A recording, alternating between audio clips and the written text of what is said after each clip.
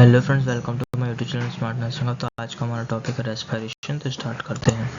तो रेस्पिरेशन है क्या? Respiration is the process of exchange of gases between the body cells and the external environment. मतलब respiration में एक ऐसी प्रोसेस है जिसमें हमारे बॉडी के सेल्स इन्वॉल्व होते हैं और एक्सटर्नल एनवायरनमेंट से जो ऑक्सीजन आती है वो इन्वॉल्व होती है। It involve the two main process such as breathing and the exchange of gases. मतलब कि इसमें दो मेन प्रोसेस इन्वॉल्व होती हैं, जैसे कि ब्रीथिंग और exchange of gases. The breathing is the process of movement of air into and out of the lungs. मतलब कि ब्रीथिंग में क्या इन्वॉल्व होता है कि हमारी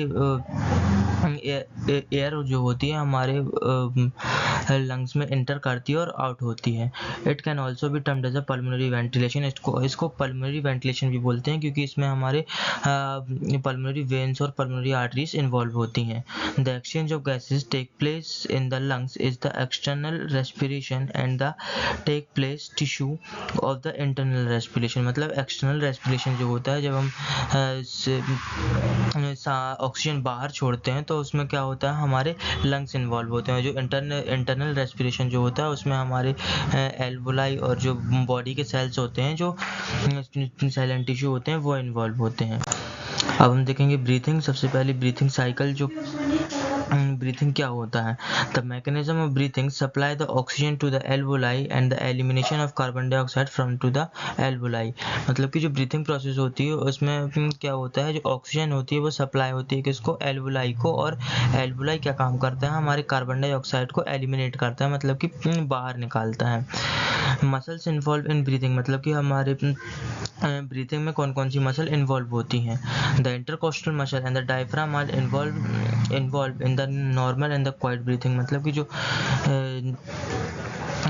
ब्रीथिंग में जो मसल्स इन्वॉल्व होती हैं वो कौन कौन सी, इंटरकोस्टल मसल और जो डायफ्राम होता है, डायफ्राम और इंटरकोस्टल मसल इन्वॉल्व होती है हमारी नॉर्मल और क्वाइट ब्रीथिंग में। मतलब जो हम जल्दी जल्दी ब्रीथ करते हैं और जो नॉर्मल ब्रीथिंग करते हैं उसमें हमारी क्वाइट ब्रीथिंग के लिए इंटरकोस्टल मसल और डायफ्राम इन्वॉल्व होता है। द डिफिकल्ट और deep breathing is assisted by the muscle of the neck, shoulder and abdomen. मतलब कि जो डीप मसल होती है, जब हम एकदम जो अच्छे से पूरी एयर इनहेल करते हैं तब उसमें हमारी क्या क्या neck, muscle of neck, shoulder and abdomen. मतलब कि जो हमारे एब्डोमेन में और जो शोल्डर में और नेक में जो मसल्स होती हैं वो सारी इन्वॉल्व होती हैं। The intercostal muscle are the muscle that are present between the ribs. These are the 11 pairs of intercostal muscle.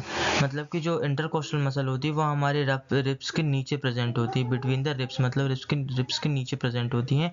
ये 11 पेयर ऑफ इंटरकोस्टल मसल होती हैं। मतलब कि 11 पेयर, मतलब कि हर साइड 11 मसल प्रेजेंट होती है, लेफ्ट साइड भी और राइट साइड भी इंटरकोस्टल मसल प्रेजेंट होती है। These are the external intercostal muscle and the internal intercostal muscle. मतलब कि ये जो मसल्स होती हैं एक्सटर्नल इंटरकोस्टल, मतलब कि जो बाहर तरफ होती हैं, ये जो स्ट्रक्चर में डायग्राम में दिख रहा है, ये बाहर तरफ जो प्रेजेंट होती है ये एक्सटर्नल इंटरकोस्टल मसल होती हैं। जो अंदर साइड प्रेजेंट होती है वो इंटरनल इंटरकोस्टल मसल होती है। जैसे कि ये जो अंदर तरफ होती है रिब्स के, इंटरनल इंटरकोस्टल मसल होती है। They are stimulate by the intercostal nerve.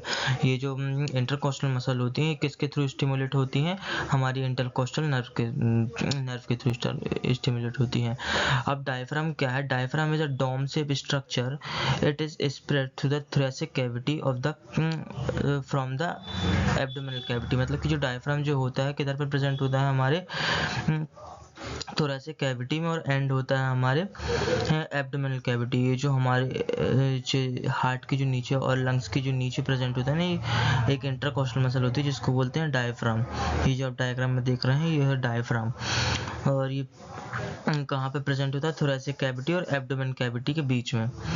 It is from to the base of the thoracic cavity and roof of the abdominal cavity. मतलब कि जो इसका जो बेस होता है वो थोरैसिक कैविटी में होता है, और जो इसका रूफ जो होता है ऊपर की तरफ, ये जो एब्डोमिनल कैविटी में प्रेजेंट होता है।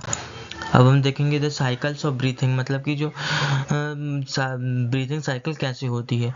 It include the 3 phases such as inspiration, expiration and the pause. This average expiration rate is about 16 to 20 beat per minute. मतलब कि जो ब्रीथिंग साइकिल होती है उसमें 3 फेज में होती है, इंस्पिरेशन, एक्सपिरेशन और फेज। पॉज मतलब कि थोड़ा देर के लिए रुकना। इंस्पिरेशन क्या होता है और एक्सपिरेशन क्या होता है अब हम देखेंगे। और जो ब्रीथिंग साइकिल होती है वो एवरेज कितनी होती है 16 to 20 बीट पर मिनट, मतलब कि हम 1 मिनट के अंदर 16 to 20 टाइम्स ब्रीथ कर पाते हैं। अब हम देखेंगे इंस्पिरेशन और एक्सपिरेशन क्या होता है। सबसे पहले इंस्पिरेशन मतलब ब्रीथ है, मतलब सांस को जब हम एयर को हम इनहेल करते हैं, अंदर लंग्स के अंदर इनहेल करते हैं। तो देखेंगे inspiration wings when the diaphragm and the intercostal muscle contract, मतलब इंस्पिरेशन में क्या होता है, जो डायफ्राम और जो इंटरकोस्टल मसल होती है वो कॉन्ट्रैक्ट होती है और एयर हमारे लंग्स में एंटर करती है। This makes the chest expand and pulls the lungs to the outward, मतलब कि इसमें क्या होता है, चेस्ट हमारा एक्सटेंड होता है और जो लंग्स होते हैं वो हमारे फैल जाते हैं।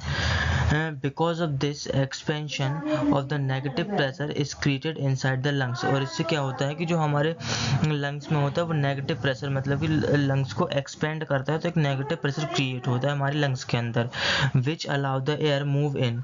तो इसमें क्या होता है जिससे कि हमारे लंग्स में एक एयर एंटर, लंग्स में एयर एंटर हो जाती है। Inspiration is an active process because of muscle are use to the energy content, जिसमें क्या होता है इंस्पिरेशन में एक ऐसी प्रोसेस हो जाती है जिसमें कि एक्टिव प्रोसेस है जिसमें कि हमारी मसल्स अंदर इन्वॉल्व हो जाती हैं। It takes around 2 second, it is also help to the blood return to the body. इसमें क्या होता है ये जो इंस्पिरेशन की प्रोसेस होती है ये 2 सेकेंड की प्रोसेस होती है जिसमें क्या होता है ब्लड रिटर्न हो जाता है हमारे हार्ट में, मतलब कि जब एल्वोलाई में गैसेस एक्सचेंज होती है तो हम जब ऑक्सीजन इनहेल करते हैं और उसी टाइम पर क्या होता है ऑक्सीजनेटेड ब्लड जो होता है हमारे हार्ट में वापस रिटर्न हो जाता है। अब हम देखेंगे एक्सपिरेशन, मतलब कि ब्रीथ आउट, हमारी बॉडी से लंग से ऑक्सीजन आउट होती है। Expiration start when the diaphragm and the intercostal muscle relax, जब क्या होता है जब हमारा डायफ्राम जो होता है इंटरकोस्टल मसल होती है रिलैक्स होती है, जिससे कि हमारा डायफ्राम होता है ऊपर जाने लगता है, ऊपर की ओर चला जाता है और ऑक्सीजन जो CO2 जो कार्बन डाइऑक्साइड जो होती है हमारी बॉडी से एक्सक्रीट आउट होती है, हमारे लंग्स से बाहर निकलती है। This cause of the chest is move downward and introvert, मतलब इनवर्ट, मतलब कि जो का हमारा चेस्ट जो होता है हमारे जो ऊपर की तरफ एक्सपेंड करता है, नीचे की डाउनवर्ड मतलब कि नीचे की तरह एक्सपेंड करता है। The lungs recoil back into the normal size, जिसमें क्या होता है लंग्स जो हो जाता है वापस हमारे नॉर्मल साइज में आ जाता है।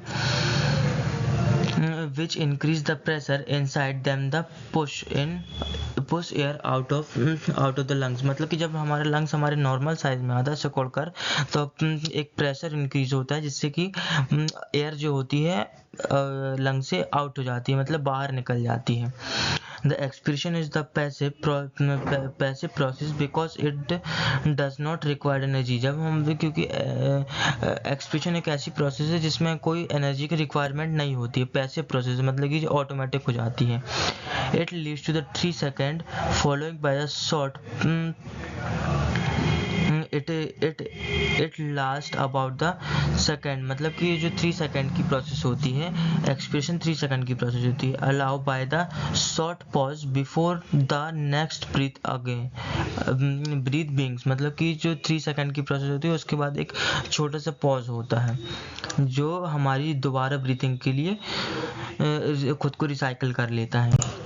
अब देखेंगे exchange of gases. Exchange of gases मतलब कि हमारे एल्वोलाई में गैसेस कैसे एक्सचेंज हो रही हैं। The exchange of gases take place in the lungs between the atmospheric air and the blood, मतलब कि जो एक्सचेंज ऑफ गैसेस होती हैं वो हमारे लंग्स में होती हैं और जो एटमॉस्फेरिक प्रेशर मतलब जो एनवायरनमेंट में जो एयर होती है और हमारे ब्लड में and the tissue of the blood in the capillaries, मतलब कि जो हमारे लंग्स में गैसेस एक्सचेंज की प्रोसेस होती है हमारे लंग्स में होती है और एक्सटर्नल एनवायरनमेंट से होती है। एटमॉस्फेरिक एयर मतलब कि जो एनवायरनमेंट से होती है और जो हमारे टिश्यू में आती है। The exchange of gases in the continuous process even through the breathing involve alteration process of the inspiration and expiration, मतलब कि जो एक्सपिरेशन प्रोसेस होती है उसमें क्या होता है इंस्पिरेशन और एक्सपिरेशन दोनों होता है। The atmospheric air is the combination of N2 oxygen and CO2, N2 मतलब nitrogen, oxygen and carbon dioxide and the water vapours, मतलब कि जो एटमॉस्फेयर में जो एयर्स का कॉम्बिनेशन होता है, नाइट्रोजन, ऑक्सीजन और कार्बन डाइऑक्साइड और वाटर वेपर्स का मतलब होता है कि एयर जो होती है कि वो थोड़ी सी मॉइस्चर होती है, भाप टाइप में एयर होती है। Each gas in this mixture of gases extend the part of the total pressure, मतलब कि जो सारी गैसेस होती है वो मिलकर एक प्रेशर क्रिएट करती हैं, जिसको क्या बोलते हैं, इन सब का एक प्रेशर, ये सारी जो गैसेस होती है इनसे मिलकर एक प्रेशर बनता है।